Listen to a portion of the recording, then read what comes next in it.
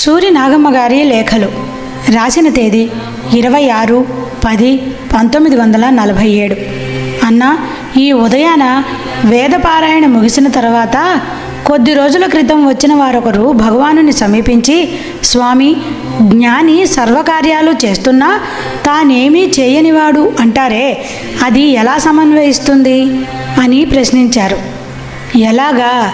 దానికి ఒక కథ ఉన్నది.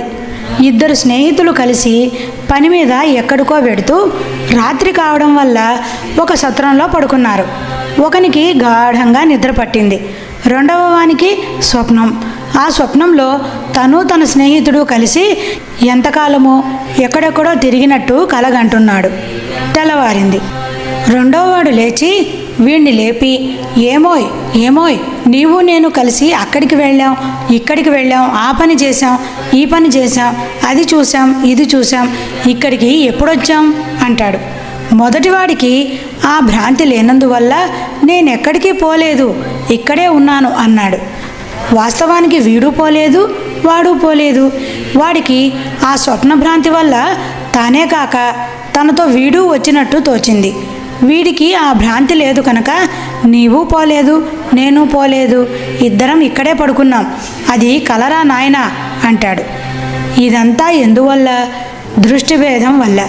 అదేవిధంగా జ్ఞాని సకల కార్యాలు చేస్తున్నట్టు స్వప్నతుల్యమైన ఈ శరీరం నేననే భ్రాంతితో ఉన్నవారికి తోస్తుందే కానీ వాస్తవానికి వారికి ఏదీ అంటదు అని సెలవిచ్చారు భగవాన్. జ్ఞాని కళ్ళు చూస్తున్నట్టే ఉంటవి, కానీ వారేదీ చూడరు అని కూడా అంటారే అన్నారు ఇంకొకరు. అవును, జ్ఞాని యొక్క దృష్టి చచ్చిన గొర్రెకన్నులాగా ఉంటుందని ఉపమానం చెప్తారు. కళ్ళు బాగా తెరిచి తళతళమంటూ ఉంటవి, కానీ తామేదీ చూడరు. బయట వారికి చూసినట్టే ఉంటుంది, వారికి ఏమున్నది అన్నారు భగవాన్. అటువంటి సిద్ధపురుషులకు ఉపాధి అనేది లేదని కూడా అంటారే అన్నారా భక్తులు. అది సరి, ఉపాధి అనేది లేదనే మాట నిజమే, కానీ ఉపాధి లేకుంటే పనులు ఎట్లా చేస్తారన్న శంక వస్తుంది. అందువల్ల వారికి ఉపాధి ఉందనే చెప్పాలి. అది అతి సూక్ష్మంగా విదేహముక్తి పర్యంతం ఉంటుందని అంటారు. అది ఎలాగంటే నీటి మీద గీత వలె ఉంటుంది. గీత గీస్తున్నప్పుడు కనపడుతుందే కానీ తర్వాత ఉండదు కదా, అంతే అన్నారు భగవాన్. అలాగైతే ఆ సిద్ధపురుషులకు స్థూల శరీర పతనానంతరం ఉపాధి అనేది ఉండదు కదా. ఈ కొండల్లో ఎందరో సిద్ధపురుషులు ఉన్నారన్నది పురాణ ప్రసిద్ధమే కాక భగవాన్ కూడా అనేక సార్లు సెలవిచ్చి ఉన్నారు.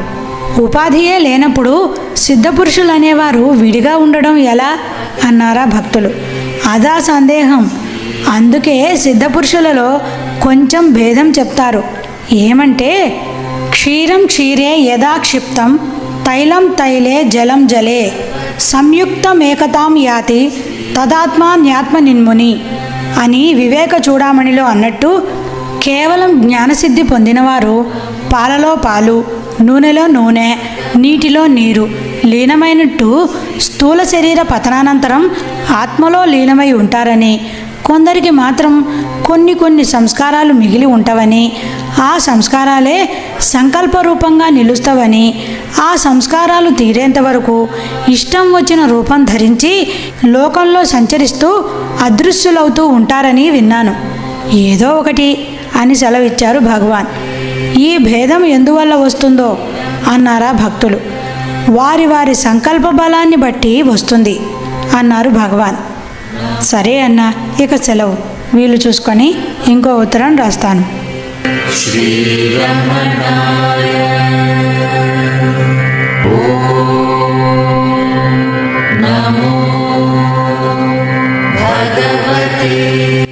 సూరి నాగమ్మ గారి లేఖలు వ్రాసిన తేదీ 28/10/1947. అన్న, ఈ మధ్య వాసుదేవ మననం చదువుతున్నాను. నిన్న వైరాగ్య బోధోపరతి వర్ణకంలో జ్ఞానం పూర్ణమై ఉండి వైరాగ్యోపరతులు లేకున్నా మోక్షం సిద్ధింపగలదు అన్న వాక్యం చదివి, జ్ఞానికి విరాగమే చిహ్నమని కదా పెద్దల వాక్యం, ఇది ఎలా పొసుగుతుంది అని ఇవాళ భగవానుని అడిగాను. జ్ఞానికి విరాగమే చిహ్నమన్నమాట నిజమే.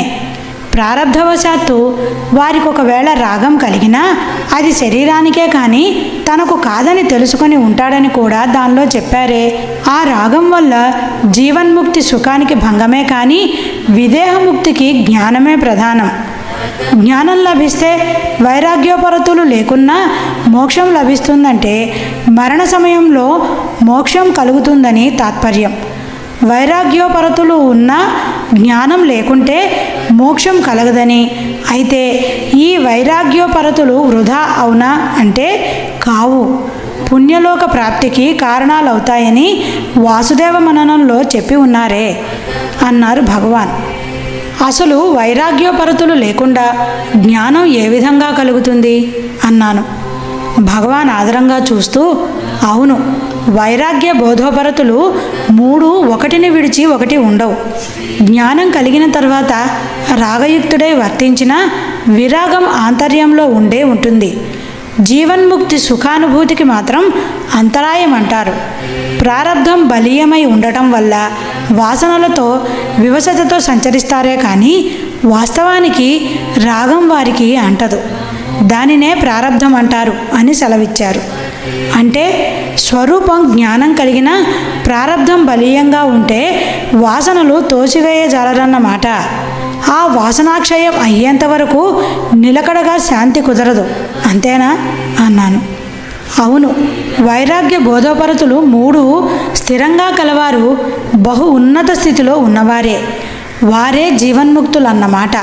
అలా కాకుండా జ్ఞానప్రధానులు ప్రారబ్ధవశాత్తు రాగయుక్తులై సంచరించినా అవేవీ తమవి కాదని తెలుసుకునే ఉంటాడు. వాస్తవానికి రాగం వారికి అంటదు. అందుకే వాసిష్టంలో 3వ భూమికలోనే వాసనాక్షయమయ్యి మనసు నశిస్తుంది అన్నారు. 4వదైన జ్ఞానభూమికను ఆక్రమించిన తర్వాత 5, 6 భూమికలతో ఏమి పని అంటే వాసనాక్షయానికేనని ఏమేమో సమాధానాలు చెప్పారు. శంక ఉన్నంత వరకు సమాధానం ఉంది. శంకారహితమే జ్ఞానం అని చెప్పారు భగవాన్. జ్ఞానికి వైరాగ్యం ఎంతెంతగా అంటుకొని ఉంటుందో అంతంతగా శాంతి సుఖం లభిస్తాయి. అది సడలి ఎంతెంత దూరం అవుతుందో అంతగా శాంతి దూరం అవుతుందనా తాత్పర్యం అన్నాను. అవునవును, అదే తాత్పర్యం అంటూ అచలత్వం వహించారు భగవాన్. సరే అన్న, ఇక సెలవు. వీలు చూసుకొని ఇంకో ఉత్తరం రాస్తాను.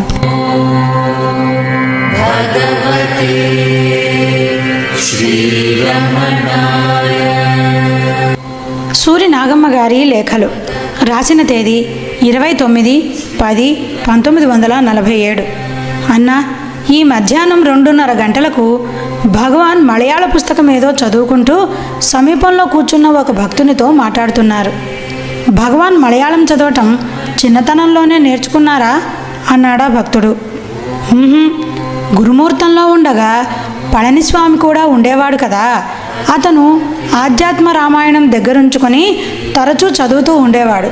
చదవ నేర్చిన ప్రతి మలయాళీ తప్పక చదువుతాడు ఆ గ్రంథాన్ని. అందువల్ల అతనికి సరిగ్గా చదివేందుకు రాకున్నా అలాగే తప్పులుగా చదివేవాడు. మౌనస్వామిని కదా, విని పలక్కుండా ఉండేవాణ్ణి. తాటితోపులో ప్రవేశించిన తర్వాత ఒకనాడు ఈ పుస్తకం తీసి చూస్తే అంతా గ్రంథాక్షరం వలె ఉంది. నాకు అది వరకే గ్రంథాక్షరం తెలిసి ఉండడం వల్ల సులభంగా రాయడం చదవడం నేర్చుకున్నాను. ఆ తర్వాత వారికే నేను పాఠం చెప్పేవాణ్ణి అన్నారు భగవాన్. తెలుగు ఎప్పుడు అభ్యాసమైంది అన్నారు ఒకరు. ఎప్పుడా, విరూపాక్ష గుహలో ఉండగా గంభీరం శేషయ్య వాళ్ళు శ్లోకాలు ఏమైనా తెలుగులో రాసి ఇవ్వమంటే పుస్తకంలో అక్షరానికి అక్షరం చూసి రాసేవాణ్ణి. అలాగే క్రమంగా అలవాటైంది. 1900 సంవత్సరంలోనే అన్నారు భగవాన్. మరి నాగరలిపి నేర్చుకున్నది ఎప్పుడు అన్నాను. అది ఆ ప్రాంతంలోనే అంటూ సమీపస్తులకు పాత భక్తులనొకరిని చూసి ముత్తు, యజ్ఞరామ దీక్షితులు మొదలైన వారంతా వస్తూ పోతూ ఉండేవాళ్ళ. వాళ్ళ వద్ద నాగరాక్షరం పుస్తకాలు ఉంటే చూసి రాసేవాణ్ణి. అదే అలవాటయింది అని సెలవిచ్చారు భగవాన్. నాయన వచ్చిన తర్వాత తెలుగు నేర్చుకున్నారని విన్నామే అన్నారు ఒకరు. లేదు, వారు వచ్చిన తర్వాత తెలుగు ధారాళంగా మాట్లాడడం అలవాటైంది అంతే అని చెప్పారు భగవాన్. తెలుగు చిన్నప్పుడే నేర్చుకున్నారని విన్నామే అన్నారు ఒకరు. అప్పుడు రాయడం చదవడం రాదు. మా చిన్నతాతకు తెలుగు బాగా తెలుసు. వారు నన్ను పక్కలో పడుకోబెట్టుకొని కాకు దీర్ఘం ఇస్తే కా అని చెప్పేవారు అంతే. వాళ్లకు శ్లోకాలు రాసి ఇస్తూనే నేర్చుకున్నాను. ఆ తర్వాత ఉపదేశసారం రాసినప్పుడు రామయోగి ఉండి తెలుగులో కావాలంటే తమిళ ఛందస్సును అనుసరించి కొన్ని ద్విపదలు రాసి నాయనకు చూపితే, అయ్యో ఇది తెలుగు ద్విపద కాదు, తమిళ సాంప్రదాయమేనని తెలుగు ద్విపదకు గణాలు చెప్పారు. ఈ గణాలను అనుసరించి అర్వంలో ఒక చిన్న సూత్రం రాసి పెట్టుకున్నా. దాన్ని అనుసరించి కొంచెం మారిస్తే ఈ ద్విపదకు సరిపోయింది. నాయనకు చూపితే ఇప్పుడు సరిపోయిందని చెయ్యి పెట్టి దిద్దక అలాగే అచ్చు వేయించవచ్చని అన్నారు. ఆ తర్వాత బలరామరెడ్డి సులక్షణ సారం తెస్తే అది చూసి మిగతా వృత్తాల గణాలన్నిటినీ సంగ్రహించి 2 పేజీలలో కాపీ చేసి పెద్ద బాల శిక్షలో అంటించి పెట్టుకున్నాను. మనకు అదే సరిపోయింది. ఇప్పుడు ఎవరైనా పద్యం చదివితే ఏ పద్యం అయింది, ఎక్కడ తప్పు వచ్చింది చులకనగా పట్టుకోవచ్చు. ఒక్కొక్క భాష అలాగే అలవాటైంది. కావాలని ఒక్కటి నేర్చుకోలేదు అని సెలవిచ్చారు భగవాన్. సరే అన్న, ఇక సెలవు. వీలు చూసుకొని ఇంకో ఉత్తరం రాస్తాను.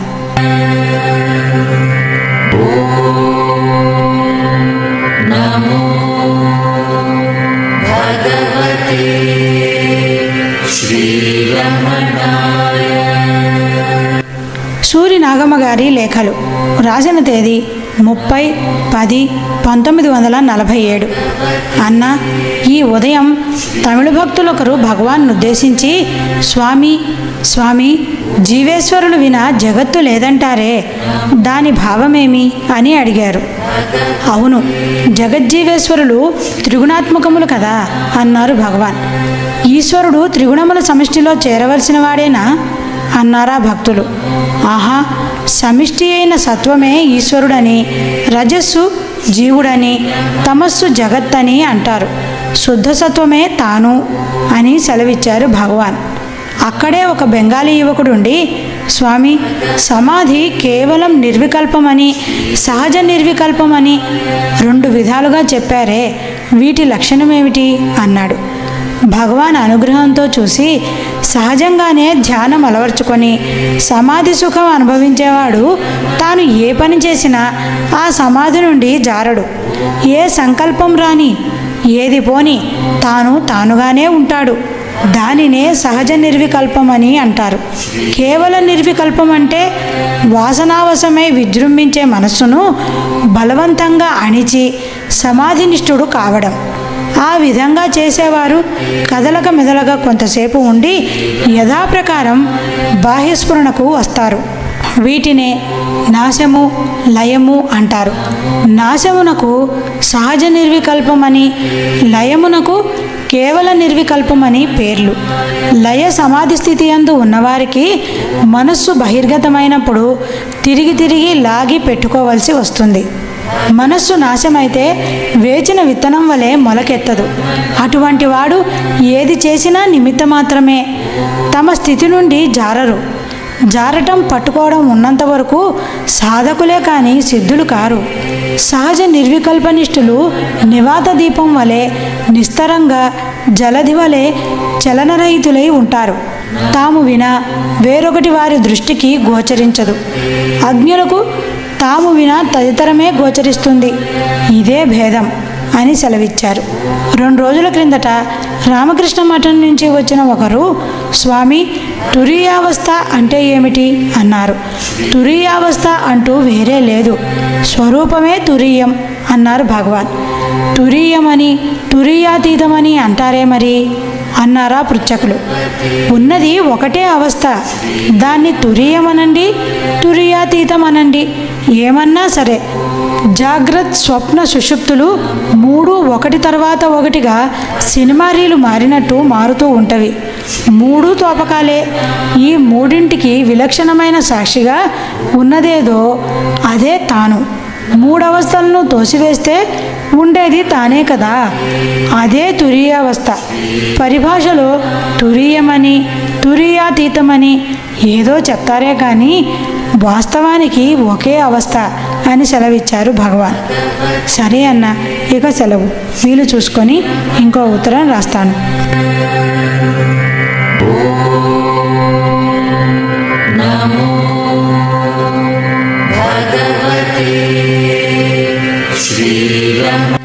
సూరి నాగమ్మ గారి లేఖలు. రాసిన తేదీ 19/11/1947. అన్న, కొంతకాలం నుండి సాయంత్రం వేదపారాయణ వేళకు హాలు లోపల కొందరిని వెలుపల కొందరిని కూర్చోమని అనవలసి వస్తోంది. జూబ్లీ హాలు తయారైన తర్వాత సాయంత్రం వేదపారాయణ పూర్తిగా అక్కడికే మారింది. ఈ మార్పు జరిగిన తర్వాతే బరోడా రాణి పంపిన తెల్ల నెమలి వచ్చింది. వచ్చిన కొత్తల్లో పసిది కావడం వల్ల ఏ దుష్ట జంతువులు ఏం చేస్తాయో అని భగవాన్ దానిని ఒళ్ళంతా కళ్ళుగా కనిపెడుతూ ఉండేవారు. రాత్రిళ్ళు భగవాన్ హాల్లోనే దానికి నివాసం. అది వచ్చినప్పుడు వేసవి కనుక భగవాన్ జూబ్లీ హాల్లోనే పడుకునేవారు.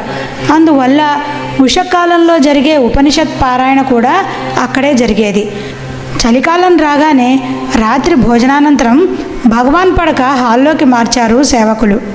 ఈ నెమలి హాలుకు మధ్యనున్న పైదూలం మీద నివసించి ఉండడం వల్ల దాని మలమూత్ర విసర్జనతో దూలం కిందనున్న స్థలం బీభత్సమై ఉషకాలంలో జరిగే ఉపనిషత్ పారాయణకు స్థలం చాలక ఇబ్బంది ఏర్పడింది. సేవకులు కొంచెం విసుగుదల చూపగానే, ఎందుకయ్యా విసుగు, దానికొక గూడు చేయించి జూబ్లీ హాల్లో పెడితే సరిపోదా అన్నారు భగవాన్. వెంటనే ఒక భక్తుడు దానికి అంగీకరించి ఇనుప గూడు ఒకటి మందిరంగా తయారు చేయించాడు. ఆ గూడును జూబ్లీ హాల్లో భగవాన్ కూర్చుండే రాతి సోఫాకు పక్కనే పెట్టి నెమలి పడక అక్కడికే మార్చారు సేవకులు. ఆ తర్వాత రాత్రి భోజనానంతరం హాల్లో పడుకుంటున్న భగవాన్ జూబ్లీ హాల్లోనే పడుకుంటానని పట్టుపట్టారు. ఈ నవంబర్లో చలి విపరీతం కదా, బయట పడుకుంటే భగవాన్ శరీరానికి పడదని భక్తులకు భీతి కలిగి శ్రీవారితో మనవి చేశారు. భగవాన్ నవ్వుతూ, ఉండండయ్యా, వారెవరో ఎక్కడి నుంచో మన వద్దకు వచ్చారు. వచ్చిన వారిని బయట పడుకోబెట్టి మనం లోపల పడుకోవడం ఏమిటి? ఏం మర్యాద? ఇంటికి బంధువు వస్తే తగినట్టు పరామర్శ చేయక వసారాలోనే ఉంచి మనం లోపల దూరితే బాగుంటుందా? వీలుంటే వారిని లోనికి తీసుకుపోవాలి, లేకుంటే మనము వసారాలోనే పడుకోవాలి, అంతే. అంత చలిగా ఉంటే మీరు లోపల పడుకోండి అని సెలవిచ్చారు భగవాన్. భగవాన్ శరీరానికి జబ్బు చేస్తుంది, దానికి తోడుగా మేమెవరన్నా పడుకుంటాం అన్నారా సేవకులు. మీకు మాత్రం జబ్బు చేయదా ఏమి?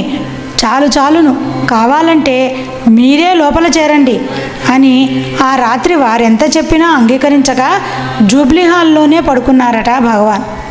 మరుసటి రోజు సాయంత్రం 4:15కు భగవాన్ బయటికి వెళ్ళగానే జూబ్లీ హాల్లోనున్న భగవాన్ పడక హాల్లోకి మార్చి వేదపారాయణం అక్కడ జరిగే ఏర్పాట్లు చేశాడు కృష్ణస్వామి.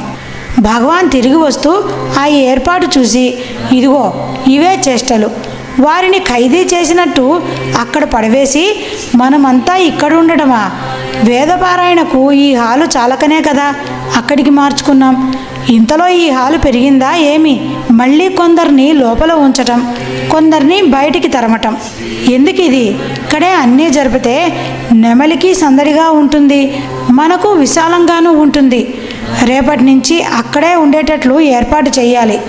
పడక ఇక్కడికి మార్చారంటే నేను ఊరుకోను సుమా అని చాలా దూరం చెప్పి రాత్రి భోజనం తర్వాత జూబ్లీ హాల్లోనే పడక మార్చుకొని దానికి తోడుగా ఉండిపోయారు. మర్నాడు సాయంత్రం కూడా బయటికి వెళుతూ నెమలిగూడి వైపు చూపి, నేను తిరిగి వచ్చేసరికి వేదపారాయణాదులు ఇక్కడ ఏర్పాటు చేస్తే సరే, లేకుంటే ఈ తుండుగుడ్డ పరుచుకొని ఇక్కడ కూర్చుంటాను. ఆసనం అక్కడికి ఇక్కడికి మార్చేందుకు శ్రమగా ఉంటే పూర్తిగా రోజంతా ఇక్కడే ఉండిపోతాను. మీ ఇష్టం, నాకేం కావాలి, ఈ తుండు చాలును అని సెలవిచ్చారు భగవాన్. భగవాన్ తిరిగి వచ్చే లోపల ఆసనం పాకలోకి వచ్చింది. వెంటనే ఆ పాకంతా పెంచడం, భగవాన్ పూర్తిగా అక్కడే ఉండిపోవడం జరిగింది. సన్నిధికి వచ్చిన సకల జీవరాశులను బందుకోటిగా భావించి పరామర్శించడం భగవాన్కే చెల్లుతుంది. కానీ మనకు సాధ్యమా? సరే అన్న, ఇక సెలవు. వీలు చూసుకొని ఇంకో ఉత్తరం రాస్తాను.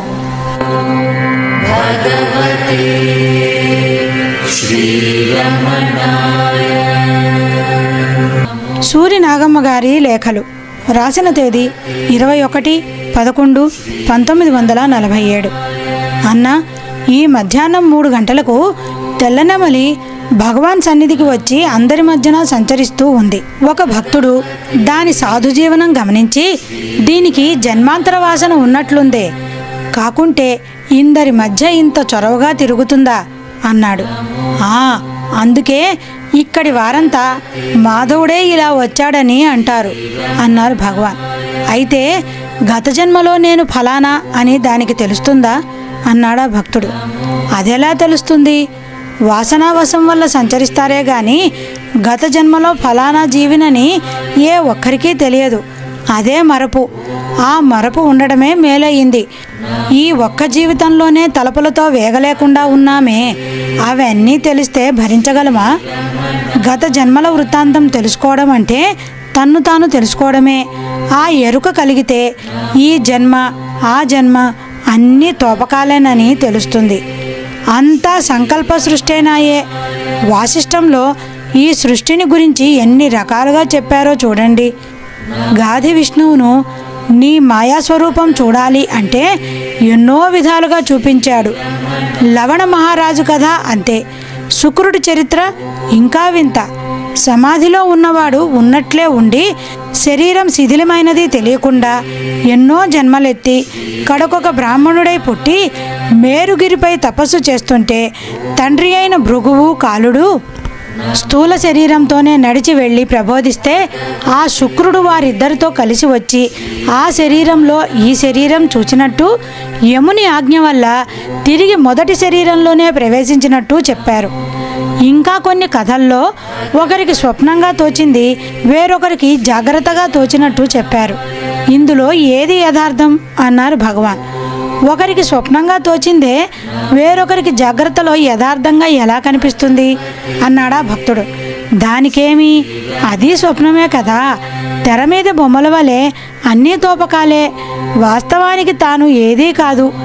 ఈ కానీ పోనీ బొమ్మలాటలో అప్పుడు ఆ బొమ్మ నేను, ఇప్పుడు ఈ బొమ్మ నాది అన్న ఎరుక కంటే మరపే మేలు అన్నారు భగవాన్. లౌకిక మర్యాదను అనుసరించి ఇది నాది అనవలసి వస్తుంది కదా అన్నాడా భక్తుడు. అవునండి, అనవలసి వస్తుంది. అన్నంత మాత్రాన అన్నీ నేను అనుకొని ఖేదమోదాలు చెందవలసిన పని లేదే. బండిలో పోతూ బండి నేనని అనుకుంటామా? సూర్యుడున్నాడు.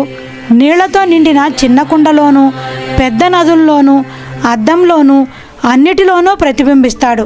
అంత మాత్రాన అవన్నీ తాననుకుంటాడా? అవి భిన్నమైనప్పుడు చింతిస్తాడా? మనకు అంతే. నేను శరీరం అనుకుంటేనే అన్ని బాధలును.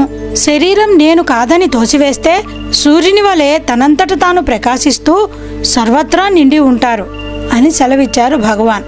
అందుకు నేనెవడననే విచార మార్గమే ముఖ్య సాధనమని కదా భగవాన్ సెలవిస్తారు అన్నాడా భక్తుడు. అవును, అయితే అనధికారికి ఈ విచార మార్గం చెప్పరాదని వాసిష్టంలో రామునికి వశిష్ఠ విశ్వామిత్రులు బోధించారు. మరికొన్ని గ్రంథాల్లో చాలా జన్మలలో సాధన చెయ్యాలని 12 ఏళ్ళు గురుసేవ చేసి ఉపదేశం పొందాలని ఏదో చెప్పారు. ఎన్నో జన్మలంటే భీతి కలుగుతుందని మోక్షం పొందే ఉన్నావోయ్, పైన వచ్చే విషయాలే తోసివేయాలి, దానికే సాధన అని నేనంటాను. అయితే పై మాటలన్నీ పెద్దలు వృధాగా చెప్పలేదు. నీవే బ్రహ్మము, మోక్షం పొందే ఉన్నావు అని అంటే నేనే బ్రహ్మం కదా, మోక్షం పొందే ఉన్నాను కదా అని సాధన చేయక విచ్చలవిడిగా సంచరిస్తారని అధికారి కాని వారికి అది చెప్పరాదన్నారు. అంతేకాని మరేమీ లేదు అని చిరునవ్వుతో చెప్పారు భగవాన్. నూతనాగత భక్తులొకరు అందుకొని విశ్వం దర్పణ దృశ్యమాన నగరీ తుల్యం నిజాంతర్గతం అన్న శ్లోకంలో శంకరులు సెలవిచ్చింది కూడా జగత్తు మిథ్య, మాయా, అనే దృష్టి సాధారణ జనులకే కానీ జ్ఞానులకు కాదనే కదా అన్నాడు. అవును, జ్ఞాని దృష్టికి అంతా బ్రహ్మమయంగానే తోస్తుంది. అజ్ఞానిక ఏం చెప్పినా తెలియదు. అందువల్ల శాస్త్రాలన్నీ మధ్యములకేనండి అని సెలవిచ్చారు భగవాన్. సరే అన్న, ఇక సెలవు. వీలు చూసుకొని ఇంకో ఉత్తరం రాస్తాను.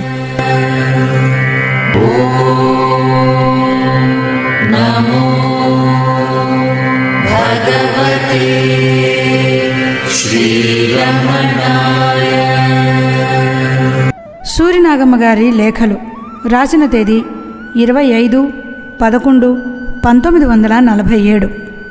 అన్నా, ఈ మధ్యాహ్నం ఒక భక్తుడు భగవాన్ ఉద్దేశించి, స్వామి, జ్ఞానం పొందేందుకు నేనెవడను అని విచారణయే సాధనమంటారా అని ప్రశ్నించాడు.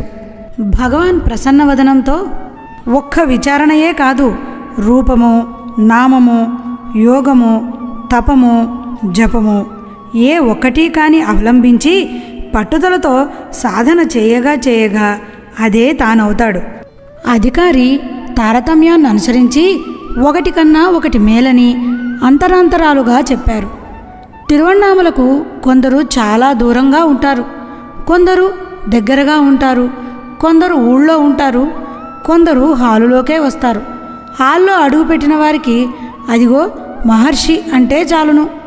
తక్కిన వారికి ఆ రైలెక్కి ఆ మార్గంగా పోయి అక్కడ మారాలని, ఆ రైలెక్కి అక్కడ దిగితే చాలని, ఇదిగో ఈ దోవన పోయి ఈ మలుపు తిరగండని చెప్పవలసి వస్తుంది. అదేవిధంగా అధికారిని అనుసరించి సాధనలు చెప్పారు.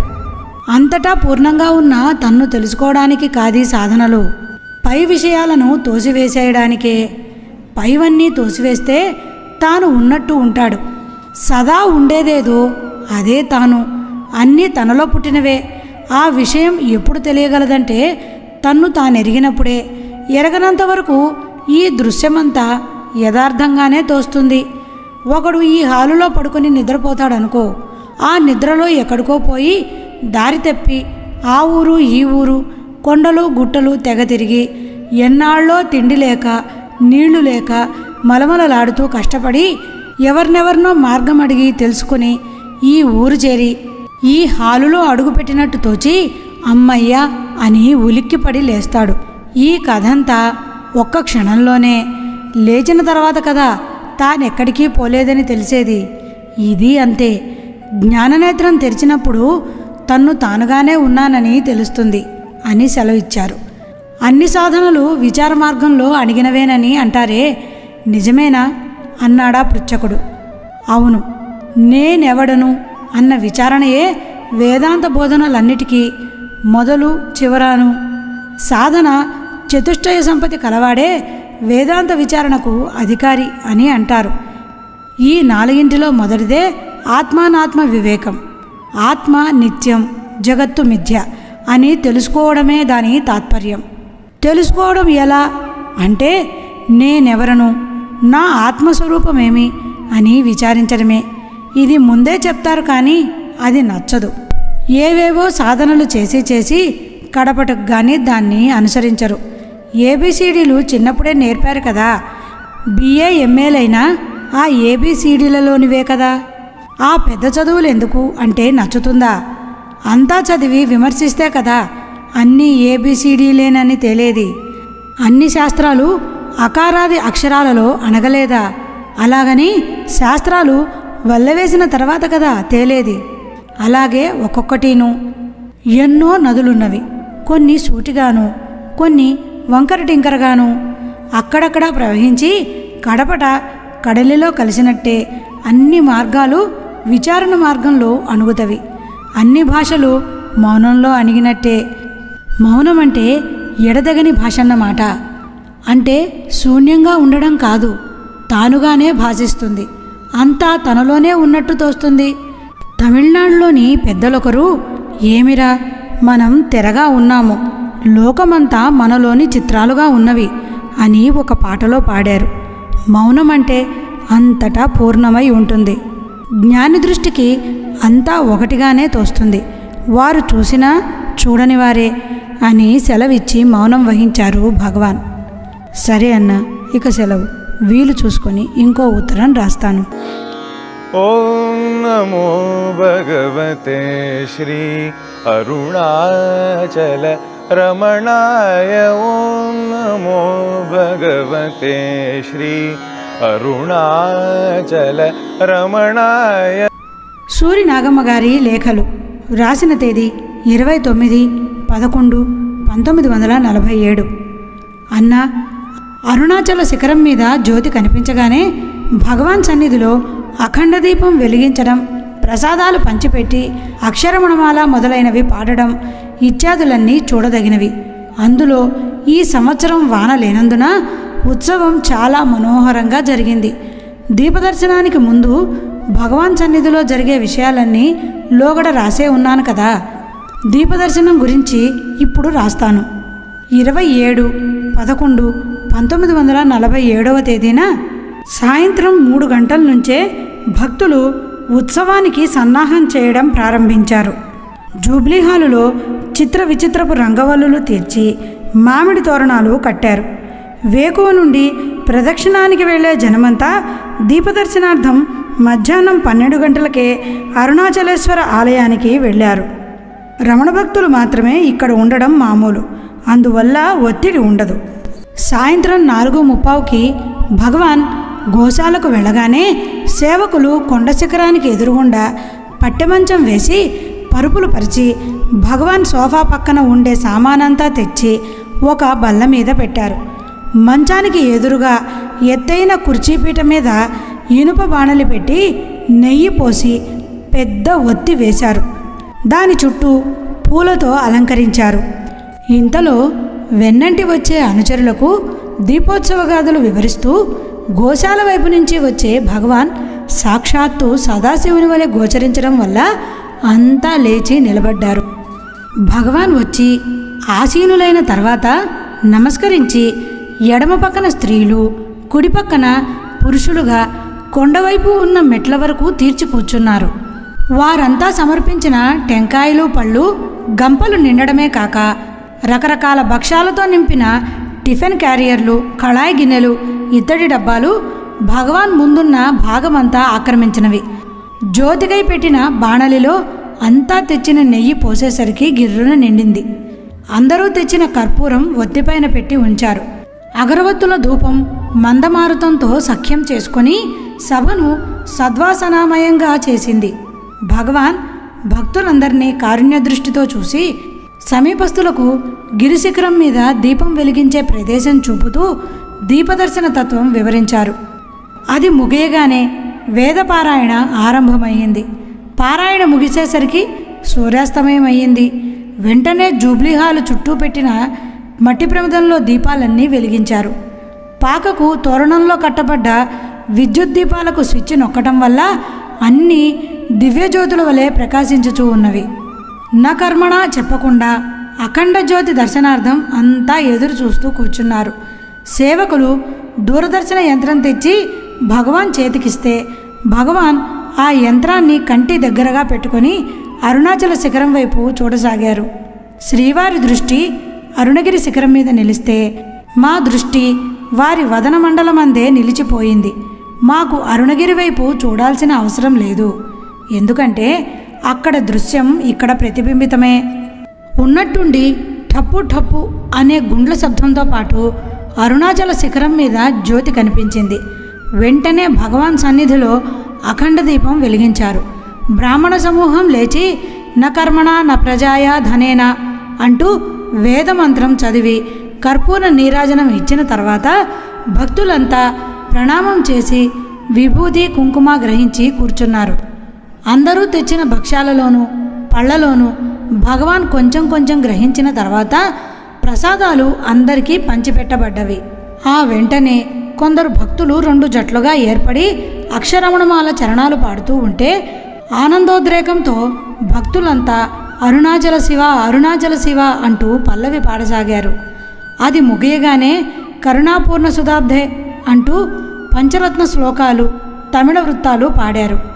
భగవాన్ బాలీసును ఆనుకొని చెక్కిట చెయ్యి పెట్టుకుని భక్తులు పాడే ఆ పాటలు వింటూ అరుణగిరి శిఖరంపై దృష్టి నిలిపి అచలాకృతి వహించారు. ఆత్మజ్యోతి ప్రకాశం వెల్లి విరిసిందా అన్నట్టు గంభీర మౌన ముద్రాంకితమైన శ్రీవారి వదన మండలము కోటి సూర్యప్రభలతో విరాజిల్లజొచ్చింది. ఆ వదన భాస్కరుని కాంతిని అర్ధించే నిమిత్తం వచ్చాడా అన్నట్టు పూర్వదిక్కున పూర్ణచంద్రుడు ఉదయించాడు. నేను అక్కడ బాదం చెట్టును ఆనుకొని తూర్పు ముఖంగా కూర్చున్నాను. నా దృష్టి ఎడమ పక్కకు తిప్పితే అరుణాచల శిఖర దీపదర్శనము, ఎదురుగా తిప్పితే షోడశకళా పరిపూర్ణ సుధాకర బింబము, కుడి పక్కకు తిప్పితే కోటి సూర్య ప్రభాసితమైన భగవానుని దివ్యముఖ మండలము. ఆహా, ఎంత భాగ్యం! ఏకకాలంలో త్రివిధమైన జ్యోతి దర్శనం లభించింది కదా అనుకుంటూ మైమర్చి భగవాన్ వైపు చూస్తూ కూర్చున్నాను. ఏదో ఒక అనిర్వచనీయమైన ఆనందానుభూతిలో మనసు లగ్నమైంది. కళ్ళు మూతపడ్డవి. భోజనశాలలో టంగు టంగున గంట మోగడం వల్ల కళ్ళు తెరిచాను. భగవాన్ నా వంక పరకాయించి చూస్తున్నారు. ఆ దృష్టి తేజోమూలం కావడం వల్ల ఎదురు చూడలేక నా తల వాలిపోయింది. భగవాన్ నవ్వుతూ భోజన హాలులోకి ప్రవేశించారు. భక్తులు వారిని అనుసరించారు. భోజనానంతరం శ్రీవారిని సెలవడిగి మేమంతా గిరి ప్రదక్షిణానికి బయలుదేరాము. ఈ సందర్భమంతా తర్వాత రాస్తాను. సరే అన్నా, ఇక సెలవు. వీలు చూసుకొని ఇంకో ఉత్తరం రాస్తాను. నమో భగవతే శ్రీరమణాయ. సూరినాగమ్మ గారి లేఖలు. రాసిన తేదీ 30/11/1947. అన్న, దీపోత్సవం నాటి రాత్రి భోజనానంతరం భగవానుల సెలవు పొంది ప్రదక్షిణకు వెళ్ళాము అని రాసే ఉన్నాను కదా. లోగడ దీపదర్శనానికి ముందే తప్ప దీపదర్శనం అయిన వెంటనే ప్రదక్షిణకు వెళ్ళడం అంతగా అలవాటు లేదుట. భగవాన్ ఆ విధంగా ఆరంభించడం వల్ల రమణ భక్తులకు అది ముఖ్యమయ్యింది. రాత్రివేళ పైవాళ్ళు ఉండరు. టౌనులో ఉండే రమణ భక్తులు మాత్రమే చిన్న చిన్న జట్లుగా వెడుతూ ఉంటారు. మా గుంపులో స్త్రీలు పురుషులు 100కి పైగానే ఉన్నారు. భావవీధిలో భగవాన్ దివ్యసుందర విగ్రహాన్ని, బాహ్యంలో పర్వత శిఖరం మీద ప్రకాశించే జ్యోతిని చూస్తూ పండు వెన్నెల్లో నడవసాగాం. భగవాన్ ప్రదక్షిణానికి వెళ్లే రోజులలో వారిని అనుసరించిన భక్తులు, ఇదిగో ఇక్కడ భగవాన్ కూర్చునేవారు, ఇక్కడ వంట చేసేవాళ్ళం, అక్కడ ఈ సంగతి జరిగింది, అక్కడ భగవాన్ ఆ సమాచారం సెలవిచ్చారు అని చెప్పసాగారు. వారట్లా చెబుతూ ఉంటే నడిచినట్టే లేదు. ఉషకాలంలో జరిగే ఉపనిషత్ పారాయణ వేళకు భగవాన్ సన్నిధిలో ఉండాలన్న తొందర వల్ల 3వ మాయం ముగిసేసరికి ఇళ్లకు చేరామే కానీ లేకుంటే తెల్లవారవలసిందే. భక్తులు చెప్పిన ఆ సంగతులు కొన్ని రాస్తున్నాను.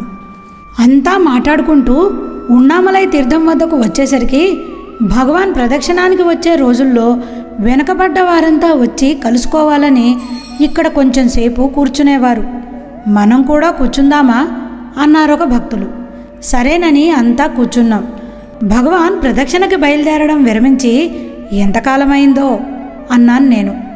1926 వరకు భగవాన్ ప్రదక్షిణానికి వెడుతూనే ఉండేవారు. అప్పుడు ఎంతో ఉత్సాహంగా ఉండేది అన్నారు కుంజుస్వామి. అప్పటి సంగతులలో కొన్నైనా మాకు చెప్పరాదా అన్నాను. సరేనని తర్వాత వచ్చి చేరిన వారందరినీ కలుపుకొని మళ్ళీ నడక ప్రారంభించాం. అప్పుడు ఆయన ఇలా చెప్పడం ప్రారంభించారు.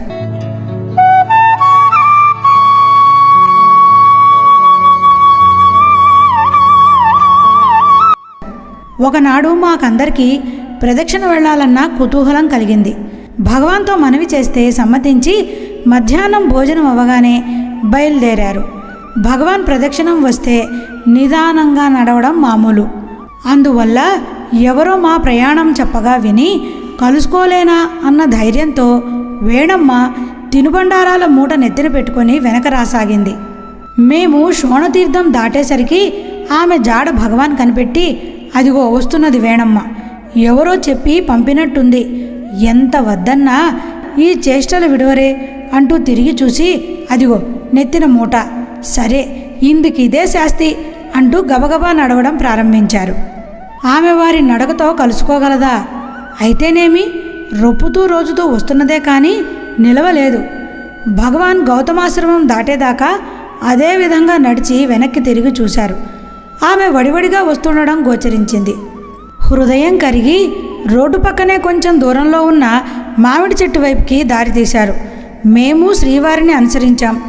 భగవాన్ ఆ చెట్టు నీడన నిలిచి, ఇక ఇక్కడ ఆగుదామయ్యా, బావి ఉంది, ఇక్కడ తప్పితే ఇప్పట్లో నీటి వసతి కూడా లేదు, విడుస్తుందా అంటే అది విడవదు, అలసిపోయి రొప్పుతోంది, చూడండి పాపం అంటూ కూర్చున్నారు. ఆమె మా జాడ తెలుసుకోలేక అటూ ఇటూ చూసుకుంటూ బిక్కమొహంతో ఆ చెట్టు సమీపంగా ఉన్న రోడ్డు దాకా వచ్చి, భగవాన్ ఎటు వెళ్ళారో ఆ జాడైనా తెలియటం లేదే అని విచారిస్తూ ఉంటే భగవాన్ నవ్వసాగారు. కడకామె మా ఉనికిని గుర్తించి వచ్చింది. ఆ తర్వాత తెచ్చిందేదో అందరితో పాటు తాము తిని ఆమెను కూడా వెంట పెట్టుకుని నడిచారు భగవాన్. నాటి నుండి మేమంతా ఈ చెట్టుకి వేణమ్మ మామిడి చెట్టు అని పేరు పెట్టాం. ఈ ప్రదక్షిణకి రాత్రిళ్ళు బయలుదేరి తెల్లవారేసరికి తిరిగి రావడము, ఉదయమే వంట పాత్రలతో సహా అన్నీ తీసుకొని బయలుదేరి శోణతీర్థం వద్దనో గౌతమాశ్రమంలోనో పచ్చయమ్మన్ సన్నిధిలోనో మధ్యాహ్నం వంట చేసి తిని విశ్రమించి సాయంకాలానికి ఆశ్రమం చేరుకోవడం. ఆశ్రమము అంతగా పెరగని రోజుల్లో 2 రోజులు 3 రోజులు దాదాపు వారం వరకు కూడా మజిలీలుగా మకాములు వేసుకొని ఉండి రావడం ఇత్యాదులన్నీ పూర్వం జరిగేవని భగవానే సెలవిస్తూ ఉంటారు కదా. అలా ఉదయం బయలుదేరి సాయంకాలానికి తిరిగి వచ్చే ఏర్పాటుతో వెళ్ళిన ఒక ప్రదక్షిణంలో గౌతమాశ్రమం వద్ద ఆగి వంట భోజనాలు అయ్యి విశ్రాంతి తీసుకున్న తర్వాత తిరిగి బయలుదేరుతూ మిగిలిన పాలు, పంచదార, మజ్జిగ ఇత్యాదులన్నీ పట్టుకొని నడుస్తున్నాము. ఆడి అన్నామలను సమీపించేసరికి రోడ్డుకు అడ్డంగా తొలగి అతి తొందరగా నడవసాగారు భగవాన్. జనసంకులం నుంచి తప్పించుకోవడానికి కాబోలు అని మేమంతా అనుకుంటూ శ్రీవారిని అనుసరించాం. భగవాన్ ఆ దోవన అరఫర్లాంగు నడిచిపోయేసరికి కోనేరు వచ్చింది. ఆ కోనేటి ఒడ్డున ఒక వృక్షం కింద ఒక వృద్ధుడు గొంగడి కప్పుకొని ముంత ఒకటి ముందుంచుకొని కూర్చున్నాడు. అతను ఎప్పుడు భగవాన్ ప్రదక్షిణానికి వస్తే తినేందుకు ఏదైనా తెచ్చి ఎదురుగా వచ్చి ఇచ్చేవాడు. అతి బీదకాపు. ప్రతిసారి అతనికి ఎందుకీ ఉపద్రవం, తప్పించుకుందాము అని భగవాన్ ప్రక్కదోవగా పోతే అతడు అక్కడే ప్రత్యక్షం. తప్పించుకునే వీలు లేకపోయింది. వెంటనే అతన్ని పేరు పెట్టి పిలిచి ఇష్టాగోష్ఠిగా మాట్లాడుతూ నిలిచారు భగవాన్. ఆ వృద్ధుడు నమస్కరించి చేతులు కట్టుకొని నిలబడ్డాడు. ఏమీ ఎక్కడా జాడలేదాయే, పాడి పంటలు బాగున్నవా, పిల్లలు సుఖమే కదా అంటూ ఆ ముంత ఏమిటోయ్ అన్నారు భగవాన్. ఆ వృద్ధుడు చేతులు నలుపుకుంటూ, ఏమీ లేదు స్వామి, స్వామి వస్తున్నారని తెలిసింది, ఏమైనా తెద్దామని చూస్తే ఇంట్లో ఏమీ కనిపించలేదు. మా ఆడదాన్ని అడిగితే కుండలో సంకటి దండిగా ఉన్నది, తీసుకెళ్ళు అంది. ఏమీ తోచక ఇంత ముద్ద ఈ ముంతలో పెట్టుకుని వచ్చాను. ఎదురుగా వచ్చి ఇచ్చేందుకు లజ్జించి ఇక్కడ కూర్చున్నాను స్వామి అన్నాడు. భగవాన్ సంతోషంతో, అరెరే సంకట, భేష్, సిగ్గెందుకోయ్, అది చాలా మంచిది, ఏది ఇలాతే అన్నారు. అతడు సంకోచిస్తూ ఉంటే తామే ఆ ముంతను అందుకొని చెట్టు కిందనే కూర్చొని సేవకులతో, మనం తెచ్చిన సామానంతా దింపండయ్యా అన్నారు. సరే అని దింపాము. భగవాన్ ఒక కళాయి పాత్ర తీసి ఆ సంకటిని దానిలో వేసి నీళ్లు పోసి బాగా పిసికి మా సామాగ్రిలో మిగిలిన నిమ్మకాయలు తరిగి ఆ సంగటిలో పిండి మజ్జిగ పోసి ద్రవ పదార్థంగా తయారు చేశారు. ఆ తర్వాత దానిలో ఉప్పు, సొంఠి వేసి ఒక లోటాతో ముంచి తాగుతూ, ఆహా ఎంత రుచిగా ఉంది అంటూ మా అందరినీ చూసి, మీరంతా ఆ పాలు చక్కెర కలుపుకొని తాగండయ్యా, సామాను ఖాళీ అవుతుంది అన్నారు భగవాన్. ఇవి భగవాన్ తీసుకోరా అని మేమంటే, మనకు ఈ సంకటి ఉందిగా, అదెందుకు, ఇది ఫస్టుగా ఉంది, వడ తీరుతుంది, బలకరం కూడాను, ఎన్నో సుగుణాలున్నవి, మీకు ఇది బాగుండదు కనుక అవి తాగండి, నా వంతు పాలు చక్కెర ఈ వృద్ధుడికి ఇయ్యండి అని సెలవిచ్చారు. సరేనని మేమంతా పాలు చక్కెర కలిపి ఆ కాపుకిచ్చిన తర్వాత అంతా తాగాం. భగవాను ఆ కాపుతో ఇష్టాగోష్ఠిగా మాట్లాడుతూ ఆ సంకటిని అమృతతుల్యంగా 2-3 లోటాలు తాగి కడుపు నిండిపోయిందయ్యా, రాత్రికి అన్నం కూడా వద్దనిపిస్తుంది, మిగిలింది ఇంటికి పట్టుకొని పో అని శేషం కాపుకిచ్చారు. అతడు దానిని అమృతతుల్యంగా గ్రహించి పొర్లి పొర్లి వచ్చే ఆనంద బాష్పములను తుడుచుకుంటూ మమ్ము సాగనంపి తన కుటీరానికి చేరుకున్నాడు. మొన్నటి వరకు భగవాన్ సన్నిధికి వస్తూనే ఉండేవాడతడు. కృష్ణుడు కుచేలుని కొంగు విప్పి అటుకులు తిన్నాడని వ్యాసుడు భాగవతంలో ఎంతో ప్రశంసనీయంగా రాశాడు. ఈ ప్రభుని కరుణా విలాసాలు చూస్తే ఇంకా ఎంత రాసేవాడో అన్నాను నేను. సరే అన్న, ఇక సెలవు, వీలు చూసుకుని ఇంకో ఉత్తరం రాస్తాను. ఓం నమో భగవతే శ్రీ అరుణాచల రమణాయ. ఓం నమో భగవతే శ్రీ అరుణాచల రమణాయ. ఓం నమో భగవతే శ్రీ అరుణాచల రమణాయ. ఓం నమో. సూరి నాగమ్మ గారి లేఖలు, రాసిన తేదీ 30/11/1947. అన్న, కుంజుస్వామి చెప్పే కథలు వింటూ నడవడంలో ఆడి అన్నామల దాటాము. వేటవల మండపం వద్దకు వచ్చేసరికి కుంజుస్వామి, అమ్మా, ఉన్నది 40 పుస్తకం అనుబంధంలో భగవాన్ బండి తుయ్యల్ వానక్కు అన్న పద్యం రాసిన కారణం మీరు విన్నారా అన్నారు. లేదు అన్నాను నేను. అయితే వినండి. ఒకనాటి రాత్రి భగవాను మేము కలిసి ప్రదక్షిణకు వచ్చి ఈ మండపం దాటేసరికి ఆ పక్క రోడ్డు మీద ఏవో సరుకులతో నిండిన 2-3 ఎడ్ల బండ్లు పోతున్నవి. ఆ బళ్లలోని వాళ్ళు కాళ్ళు చాచి పడుకొని గుర్రు పెడుతూ నిశ్చింతగా నిద్రపోతున్నారు. భగవాన్ వారిని మాకు చూపి, ఇదిగో చూశారా, ఇదే సహజనిష్ట వంటిది. దేహంలో నిద్రించు ఆత్మజ్ఞానికి వ్యవహారం, సమాధి, నిద్ర 3 ఒక్కటే. ఎలాగంటే ఇప్పుడు ఈ బండి పోతున్నది, బండిలోని ఆసామి నిద్రిస్తూనే ఉన్నాడు. ఇది జ్ఞాని యొక్క శారీరక వ్యాపారం వంటిది.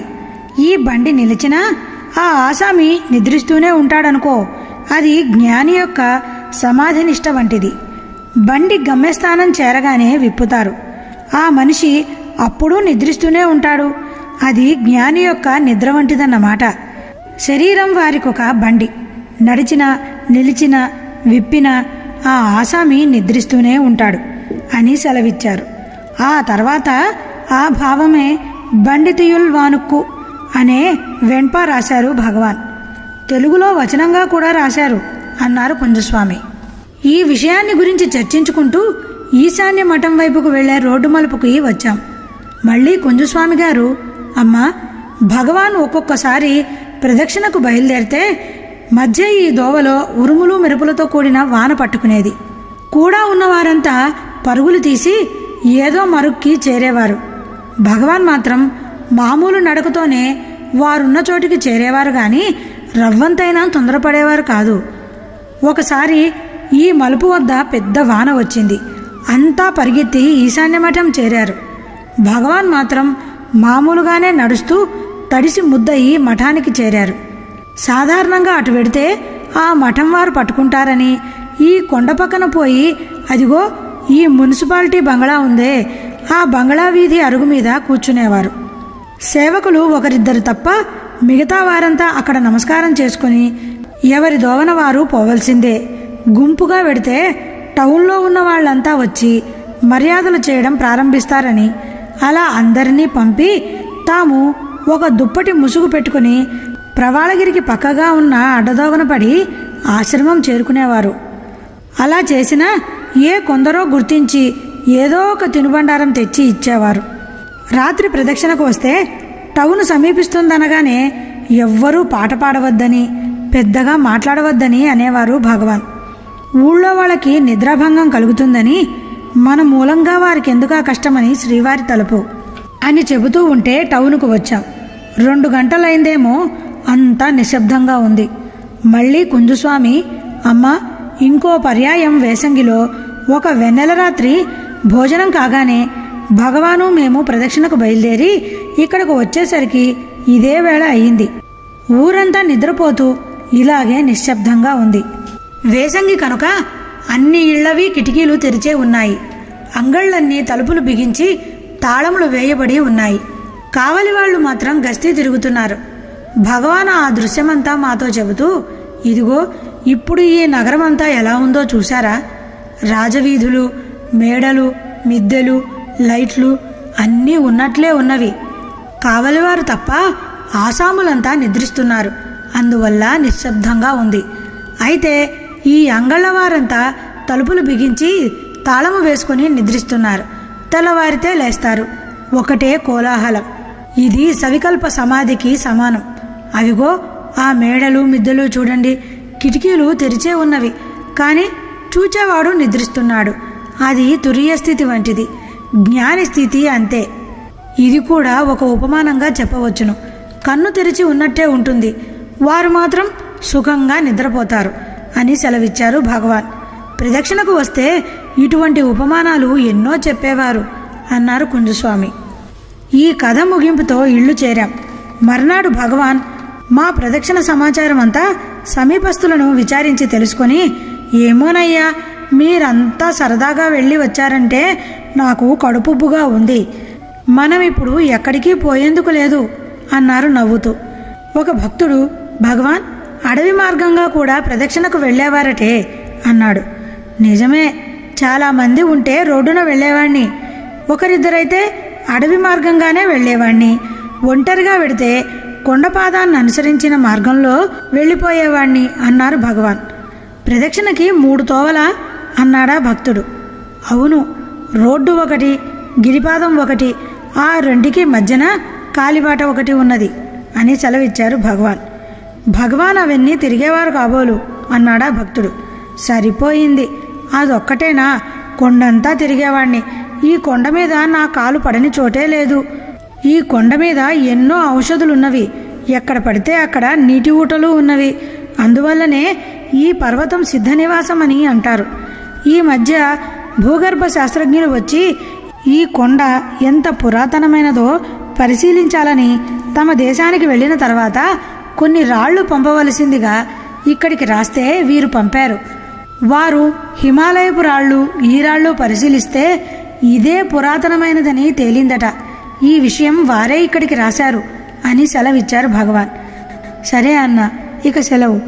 వీలు చూసుకొని ఇంకో ఉత్తరం రాస్తాను. ఓం నమో భగవతే శ్రీరమణాయ.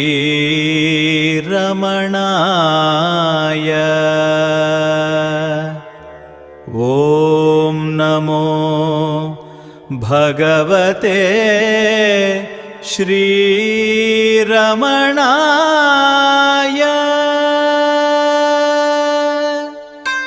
ఓం నమో భగవతే శ్రీరమణాయ.